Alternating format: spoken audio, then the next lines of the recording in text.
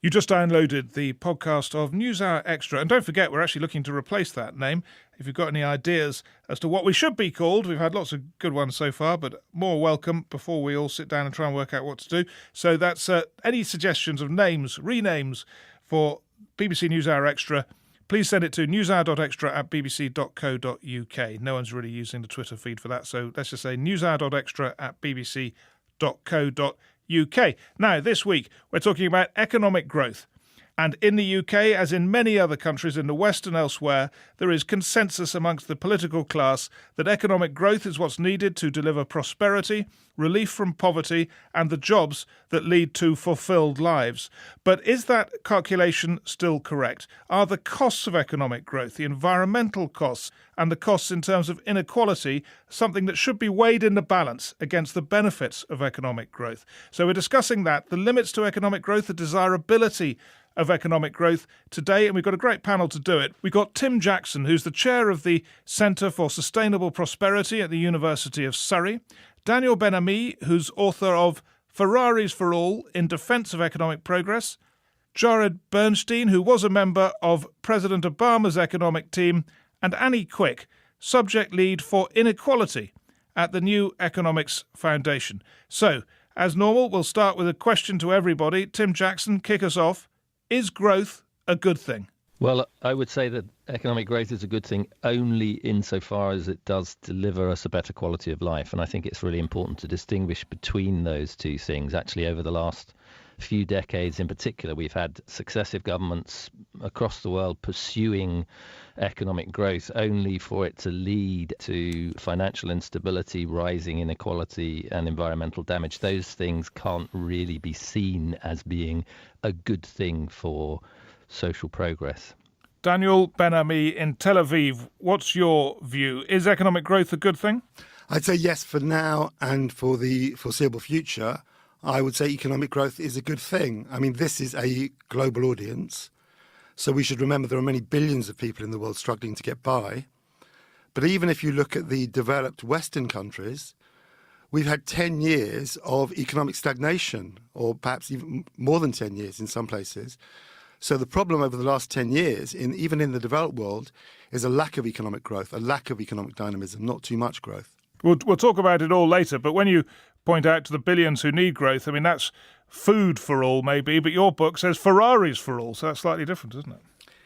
Yeah, I mean, I think it's actually patronising to people in the poorer countries in the world, most countries in the world still, to say they should just have food and nothing else. I think we should have a dynamic economy, which means people can have more material goods, not just food, but also other things that come with prosperity, like education, like art galleries, like all sorts of things which economic growth and prosperity provide the basis for.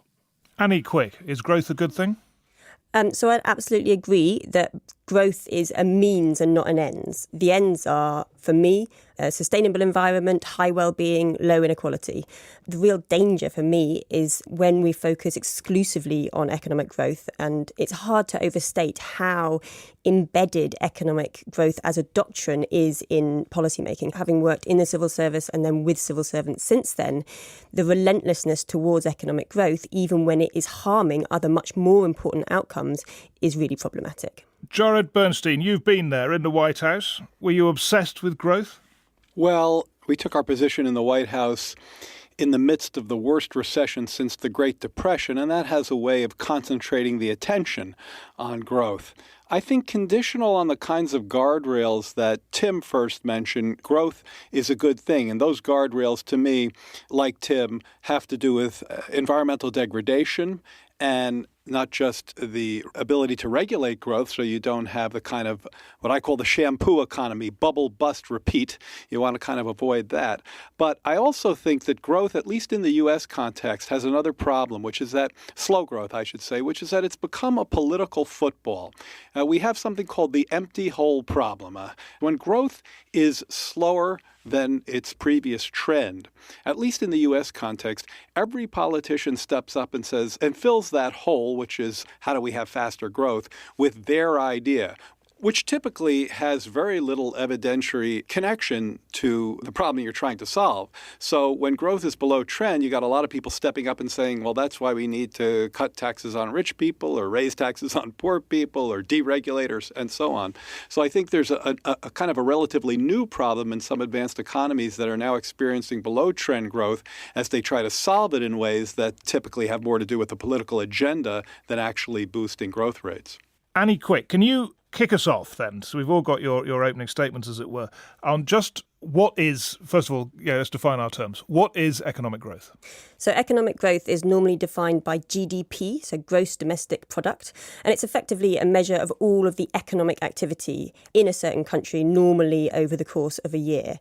It doesn't tell us anything about who benefits from that activity, and it also doesn't tell us anything about what kind of activity we're talking about. So, for example, if there is a major natural disaster and government is needed to step in and spend a lot of money clearing up that natural disaster, we've seen this with hurricanes, we've seen it with oil spills, you're likely to see an increase in GDP as a result. Same with wars, you'd like to see an increase in GDP. The EU recently has amended its guidelines so that European countries, in measuring their GDP, have to include estimates of the illegal drugs and sex industries. So again, increase in those... Sorry, they're in GDP. Exactly, yes. They're measured in it, yes. Right. So an increase in the illegal drugs trade would see an increase in GDP. So it's not that GDP in itself is a bad measure, it's just measuring something very specific. And of course, there's lots of things in GDP that we don't want, and there's also lots of things in GDP, that aren't in GDP that we do want to measure. So let's go back to Jared Bernstein and say, when you were in the White House with all this focus on growth of GDP, gross domestic product, did you feel constrained by a duff number? We were very much constrained by the fact that in the first quarter that we were in the White House, GDP was contracting at an 8% rate, negative 8% on an annualized basis. That's the technical term for that in economics is a nightmare. And I suspect all of us would agree that with all of the very important nuances that we've introduced, I very much agree with particularly Annie and Tim's caveats about ways we have to be mindful of some of the downsides of growth or things that are excluded. When your economy is contracting at an 8% rate, you're focused pretty exclusively on turning that around. Now, within that, we were enacting programs like a large Keynesian stimulus, to cite one of your countrymen back there. We were able to try to think about who we might be able to help more than others in that context. So there were distributional concerns embedded in our strategies, but certainly, yes, growth was paramount at that point because we were contracting so fast. Yeah, I mean, I totally get that. But what I was wondering is, when in the US, for example, does the drugs trade get captured in the GDP figure? Some of it does and some of it doesn't.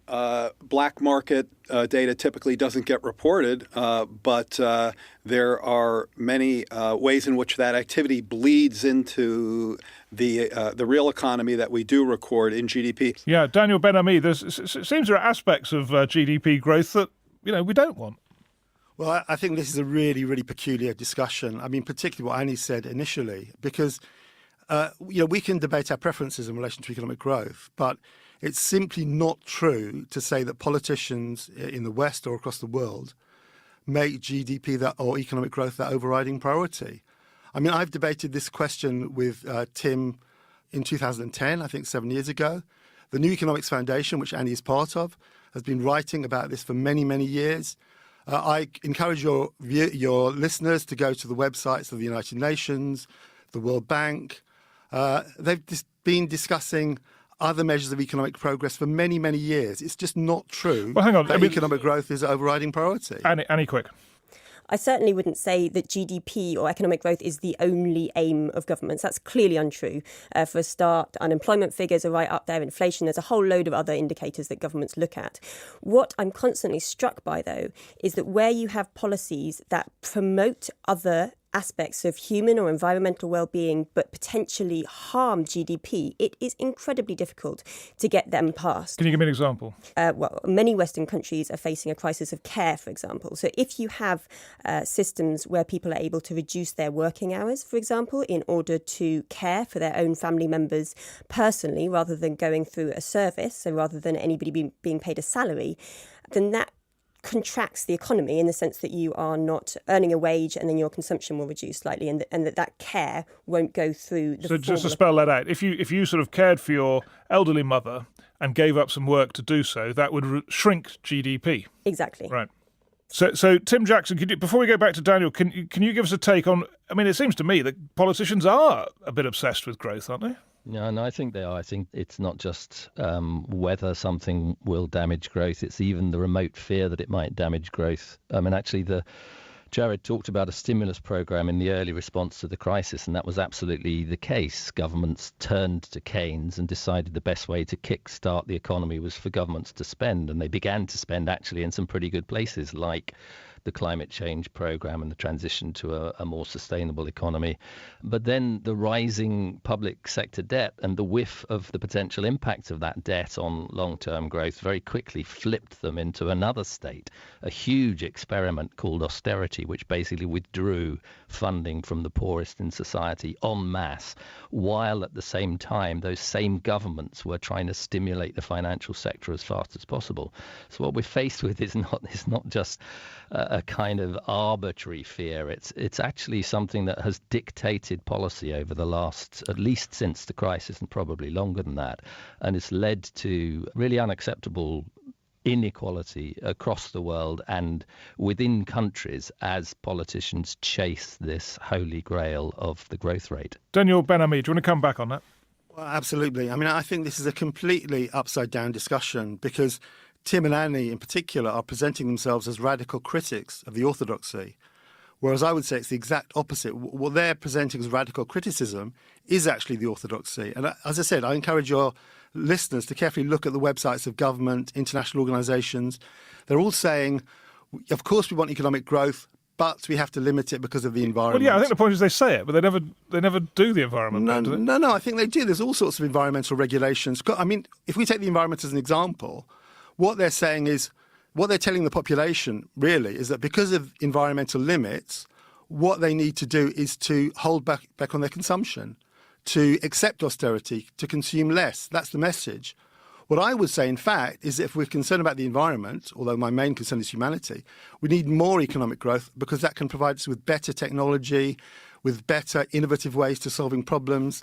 Economic growth provides a solution to these problems. It's not the problem itself. OK, I'm going to go over to Jared Bernstein on this and ask you not to reflect on that experience you had, which is an extremely unusual experience of walking into a government at minus 8% growth and then sort of wondering what on earth you're going to do about it. But just in your experience of normal years of government, do you think Daniel's description of the governmental desire to have other objectives than growth in mind is accurate?